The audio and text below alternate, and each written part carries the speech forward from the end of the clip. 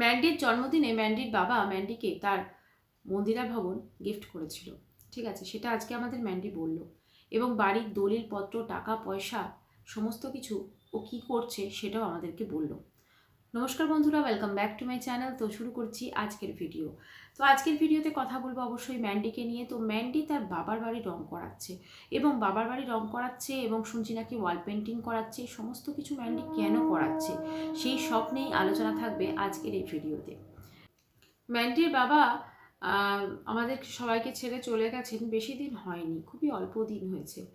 তো এই অল্প দিনের মধ্যে ম্যান্ডি অনেক কিছু করে ফেলেছে। সে তার বাবার কাজ সম্পন্ন করে ফেলেছে। যে বাড়িতে থাকতো সেটা হচ্ছে ম্যান্ডির নামে। ওটা ম্যান্ডির বাবা ম্যান্ডির কথা অনুযায়ী জন্মদিনেতে উপহার দিয়েছিল। আচ্ছা, তো ম্যান্ডি এখন সেই বাড়িতে করাচ্ছে ওয়াল পেন্টিং, করাচ্ছে রং, অনেক কিছু করাবে এবং সেই বাবার পয়সা, এবং বাবার পয়সা শুধু হবে না, তাকে এক্সট্রা আরও পয়সা দিতে হবে। আচ্ছা, তো এত কিছু ওই বাড়িটায় কে থাকবে? এটা হচ্ছে সব থেকে বড় বিগ কোয়েশ্চেন। একটা হতে পারে ওই বাড়িটা হয়তো ভাড়া দিয়ে দেওয়া হবে, বা আরেকটা হতে পারে ওই বাড়িতে ম্যান্ডি স্বয়ং থাকবে। কিন্তু না, ম্যান্ডি তো ওই বাড়িতে থাকবে না, তাহলে বাড়িটা হবে কি? আসলে ওই বাড়িটা হয়তো আমরা পরবর্তীকালে বাড়িটার ভবিষ্যৎ দেখতে পাবো। তবে যতদূর সম্ভব যেটা মনে হচ্ছে ওটাকে ভাড়া দেওয়া হবে, সেটা দেখাই যাক কি হয়।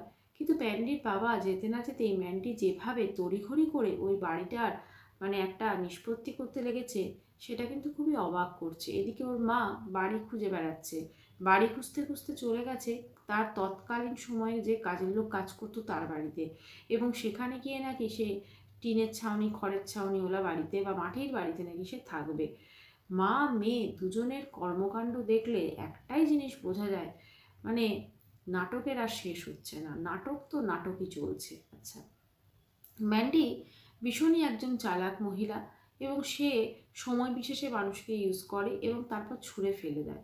সেরকম আমরা অনেক কিছু চরিত্র ওর নাটকে দেখেছি এর আগে, ভবিষ্যতে আমরা আরও দেখতে পাবো।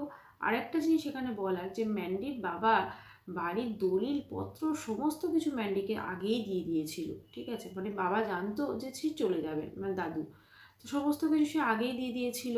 আগের দিক আর পরে দিক, যদি ম্যান্ডির বাবার ওখানেও থাকতো তাহলে তো ম্যান্ডিকে নিয়ে আসতো, তাই না? আচ্ছা, তো যাই হোক, এখন ব্যাপারটা হচ্ছে বাবার প্রতি কতটা শোক, তাপ, কতটা দুঃখ এসব কি আছে জানি না। কারণ যেভাবে ও মাটন বিরিয়ানি খেয়ে বেড়াচ্ছে, যেভাবে ও আবার সেই ঘোরাফেরা স্টার্ট হয়ে গেছে, আবার কফি শপ, আবার এই আবার ওই, তো সেখানে মনে হচ্ছে না ও মনে কোনো দুঃখ আছে।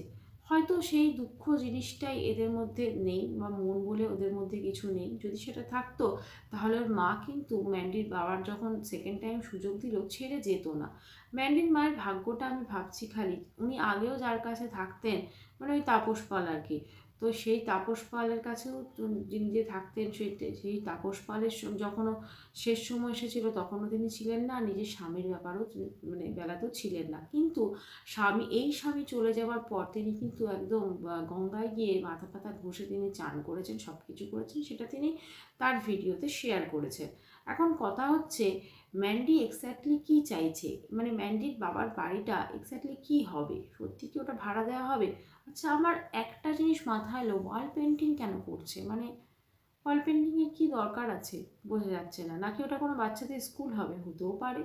তো যাই হোক, বাড়িটা এখন মোটামুটি খুব তাড়াতাড়ি ম্যান্ডি একদম সমস্ত কিছু টিপটপ করে দেবে, কারণ যাতে ওর মা এই বাড়িটার কোনোরূপভাবে দখল না নিতে পারে, সেই জন্য ম্যান্ডি এই বাড়িটা, এবং সেটা আজকে বলেই দিল ওর ভিডিওতে ক্লিয়ার করে, এই বাড়িটা আমার নামে আছে, সেই জন্য ফাইলটাই সব আমার নামে দিয়ে দিয়েছে বাবা। এই বাড়িটা ওকে বাবা যে ও শুধু ওরই সেটা করে দিয়ে গেছে। তো সেটা কিন্তু আজকে দর্শকদের উদ্দেশ্যে সে শুনিয়েই দিল। ভবিষ্যৎ বাবার মৃত্যুর বেশি দিন হয়নি, কিন্তু এরই মধ্যে সে বাড়ি নিয়ে যেভাবে কখনো বলছে বাড়িটাকে টাইলস বসাবো, কখনো বলছে বাড়িটাকে রং করাবো, তো সেই বাড়িটা নিয়ে তার নিশ্চয়ই অনেক আগে পরিকল্পনা আছে, এবং পরে সেগুলোই কিন্তু তার ভিডিওর কন্টেন্ট হতে চলেছে। আসলে বন্ধুরা, এই ব্লগাররা যারা যা কিছু করে থাকে সমস্ত কিছুই কিন্তু ভিডিওর কন্টেন্টের জন্য। আমরা দেখেছি ওর বাবার মৃত্যুটাকে ও যেভাবে প্রতিটা সুন্দর দিনে দুটো তিনটে করে ভিডিও পর্যন্ত দিয়েছে, এবং বলেছে যে আমি এই ভাগটা এই অবধি রাখছি, ওই ভাগটা ওই অবধি রাখছি। আসলে এই বড় ব্লগারের কাছে যে পার্সোনাল যে লসগুলো, সেটাও কিন্তু এক একটা কন্টেন্ট। তো বন্ধুরা, আমি আজকের ভিডিওটা এখানেই শেষ করছি। যদি চ্যানেলটি ভালো লাগে তো অবশ্য করে সাবস্ক্রাইব করার অনুরোধ রইল, আর লাইক করবেন, কমেন্ট করবেন। আমি আবার দেখা করছি নতুন ভিডিওর সাথে। বাই, সবাই ভালো থাকবেন।